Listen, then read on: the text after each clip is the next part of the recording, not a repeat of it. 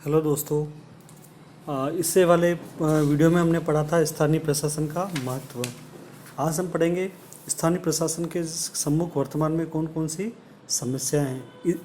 इस बिंदु को आप अपने मन से भी लिख सकते हैं कि स्थानीय प्रशासन में कौन कौन सी समस्या है, क्योंकि आपके आसपास के क्षेत्र में आप सब नगर पालिका क्षेत्र में निवास करते हैं, कोई ग्राम पंचायत स्तर पर निवास करता है। तो आपने वहाँ देखा होगा कि जो स्थानीय स्तर का जो प्रशासन संचालित किया जाता है ग्राम पंचायत या नगर पालिका में, तो वहाँ उनको प्रशासन संचालन करने में किस प्रकार की बाधाएं आ रही हैं, उनके द्वारा जो योजना का संचालन किया जाता है, जो भी कार्य किए जाते हैं, जैसे सड़क बनवाना, कोई भवन निर्माण करवाना, उसमें किस तरह की समस्या आती है, किस प्रकार की बाधाएं आती है, इन सब बाधाओं को आप अपने मन से भी लिख सकते हो। फिर भी हम कुछ बिंदुओं में इसको पढ़ने की कोशिश करेंगे।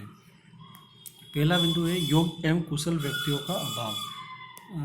अगर हम स्थानीय प्रशासन की बात करें तो हमें इसके सम्मुख जो प्रमुख चुनौतीपूर्ण और समस्या दिखती है वह है कि स्थानीय प्रशासन छोटा होता है। यह जनता को प्रदान की जाने वाली सेवाओं को चलाने के लिए योग्य तथा कुशल व्यक्तियों की नियुक्ति नहीं कर पाता है, क्योंकि इनका क्षेत्राधिकार सीमित होता है, छोटा होता है, संसाधन कम होते हैं। इस कारण से उनकी वेतन देने की क्षमता भी कम होती है। वो विशेषज्ञों की नियुक्ति करने में विशेषज्ञों की नियुक्ति नहीं कर पाते हैं। उन्हें कुछ स्वायत्तता की भी उनमें स्वायत्तता की कमी होती है। इस वजह से क्या होता है कि वहाँ पर जो कार्य संपादित करने में योग्य तथा कुशल व्यक्तियों का अभाव पाया जाता है। ये इसकी सबसे महत्वपूर्ण समस्या है। अगर पंचायत के द्वारा अगर भवन निर्माण का कार्य करना होना, किसी भवन का या सड़क रोड बनानी है, तो उसे पूर्ण रूप से जो उसे उच्च स्तर की जो अथॉरिटी होती है, जैसे अधिशासी अधिकारी, अभियंता जो भी होते हैं, इनसे अनुमति लेनी पड़ती है। इनके सहारे इन्हें कार्य करना पड़ता है। ये अपनी खुद के जेईएन या इंजीनियर को खुद रख नहीं सकते हैं।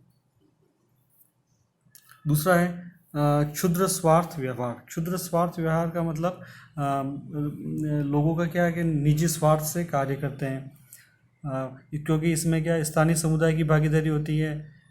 तो हो सकता है कि वह स्वार्थी हो, कार्य करने में अनभिज्ञ हो, और वो जो उनके आसपास की जो संस्था है उनको वो विकृत करने की कोशिश करें, उनको उनमें सही कार्य नहीं करें, नए विचारों और परिवर्तनों को अपना नहीं सकें, क्योंकि स्थानीय लोगों की भारी भागीदारी होते हैं। स्थानीय लोग में जागरूकता का अभाव होता है, एजुकेशन का अभाव होता है। तो वो क्या होता है, नई चीज़ें और जो भी परिवर्तन होते हैं ना, उनको जल्दी नहीं अपना पाते हैं, और ऐसे कार्य करने में वो अपना रुचि नहीं दिखाते हैं, जिससे गांव का विकास हो। जैसे कि अगर नाली का निर्माण करना हो, सड़क निर्माण करना हो, सबसे बढ़िया है कि भाई ये महाविद्यालय का विकास करना हो, इन कार्यों में थोड़ा इनकी रुचि कम होती है।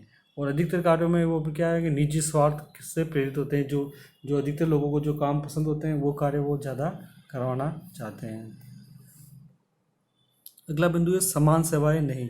इसका तात्पर्य है कि विभिन्न प्रकार के स्थानीय प्रशासन या स्थानीय शासन अपने स्थान के अनुसार अलग अलग होता है। तो वहाँ क्या होता है कि हर स्थान की आवश्यकता अलग अलग होती है। तो वहाँ वो क्या है, जो भी कार्य करते हैं वो अलग अलग होते हैं। तो ये क्या होता है कि अलग अलग कार्य करने से इनमें एक रूपता का अभाव पाया जाता है, और स्थानीय संसाधन और कार्यकुशलता का वहाँ अभाव पाया जाता है। तो वो क्या है कि जो सेवाएं है ना, एक जैसी नहीं दिखती। और आज का युग क्या है, समानता का युग है। इसमें क्या होता है, सब जगह एक जैसी सेवा हो, एक जैसी ढांचा हो, उपलब्ध हो, तो वो क्या क्या वो उसमें दिखाई नहीं देता है। नीतियों में एक रूपता का अभाव पाया जाता है। अगला है संचार के साधन से केंद्रीकरण की प्रवृत्ति। ये सबसे ये थोड़ा अलग विरोधाभासी वाला बिंदु है। इसमें यह माना गया है कि जो संचार के साधन होते हैं ना, ईमेल, टेलीफोन, फैक्स, कंप्यूटर, जो साधन होते हैं, ये क्या होता है, ये साधन, इन साधनों का प्रयोग करके केंद्र सरकार और राज्य सरकार स्थानीय प्रशासन को अच्छे ढंग से हैंडल कर सकती है। तो इन साधनों का प्रयोग होने के कारण स्थानीय प्रशासन के जो प्रभाव होता है ना, कार्य करने का की जो शक्तियाँ होती है, इनमें क्या कमियाँ आती है, क्योंकि अधिकतर निर्णय होते हैं वो केंद्रीय स्तर या राज्य स्तर पर लेके तुरंत ही संचार के साधनों द्वारा स्थानीय स्तर पर पहुंचा दिए जाते हैं, जिससे स्थानीय पहल शक्तियाँ और कार्य करने की स्वतंत्रता को आघात पहुंचता है। इसके अलावा अगर बात करें औद्योगिकरण, नगरीकरण, इन घटनाओं के कारण भी स्थानीय प्रशासन के लिए समस्या उत्पन्न हुई है। औद्योगिकरण की मांग के अनुसार पूंजी निवेश किया जाए। अगर बात करें औद्योगिकरण में, तो इसमें क्या पूंजी का निवेश होता है जो स्थानीय प्रशासन की क्षमता से बाहर है। औद्योगिकरण के लिए बिजली, तेज गति से चलने वाले यातायात के साधन, बहुत बड़े बाजार, बैंकों की आवश्यकता है, वित्तीय सेवाएं जैसी सुविधाएं आदि की आवश्यकता होती है, जो स्थानीय क्षेत्रों में उपलब्ध नहीं होती है। इस कारण से इस पर केंद्र और राज्य स्तर के नियंत्रण स्थापित हो जाता है। तो इन औद्योगिकरण नगरों में स्थानीय प्रशासन क्या अनुपयोगी होता है। वह अपने पूरे जो मूल उद्देश्य होता है स्थानीय प्रशासन का, उस उद्देश्य से वह कार्य नहीं कर पाती है। और अगर नगरीकरण की बात करें, तो नगरीकरण में भी सार्वजनिक स्वास्थ्य, अन्य सेवाओं के लिए उत्तम एक्सपर्ट संस्थान, सार्वजनिक उपयोग के उपक्रम जैसे बड़े स्तर के प्रतिष्ठान वहाँ कार्य करते हैं, उनकी आवश्यकता होती है। और स्थानीय प्रशासन के पास क्या है कि इनकी समझ एवं संसाधनों का अभाव होता है, तो वहाँ भी ये थोड़ा कार्य करने में दिक्कतों का सामना करना पड़ता है स्थानीय प्रशासन को। इसके अलावा राजनीतिक दल होते हैं, वो भी स्थानीय प्रशासन को प्रभावित करने का कार्य करते हैं, और वो क्या करते हैं, केंद्रीकरण की प्रवृत्ति बढ़ाते हैं कि सारे निर्णय केंद्र स्तर पर ही लिए जाएं। अगला बिंदु है भ्रष्टाचार। ये सबसे सामान्य समस्या है जो अधिकतर संस्थानों या प्रशासन में देखी जा सकती है, चाहे केंद्र स्तर हो, राज्य स्तर हो, स्थानीय स्तर पर। तो ये स्थानीय स्तर पर भी ये भ्रष्टाचार का बहुत ही ज़्यादा प्रभाव रहता है। ठीक है, फिर भी अगर सार रूप में अगर हम कहें तो स्थानीय प्रशासन के महत्व को हम कम नहीं कर सकते हैं। स्थानीय प्रशासन का महत्व क्या धीरे धीरे बढ़ता ही जा रहा है, क्योंकि लोकतंत्र मजबूत हो रहा है, लोगों में जागरूकता, मीडिया, संचार के साधन, इन सब का प्रभाव के कारण लोगों में जागरूकता बढ़ती जा रही है, उनका प्रशासन में भागीदारी बढ़ती जा रही है। इसका उदाहरण आप देख ही सकते हैं कि जब भी पंचायत या नगर पालिका के स्थानीय स्तर के चुनाव होते हैं, तो वो किस तरह से दिखाई देते हैं। वहाँ पर राष्ट्रीय दलों की भी भागीदारी बढ़ रही है। लोगों द्वारा आधुनिक तकनीकों का प्रयोग करके चुनाव का प्रचार किया जा रहा है। ठीक है, और सरपंच या वार्ड पंच या जो नगर पालिका का अध्यक्ष है, उनको पद के पाने के लिए किस प्रकार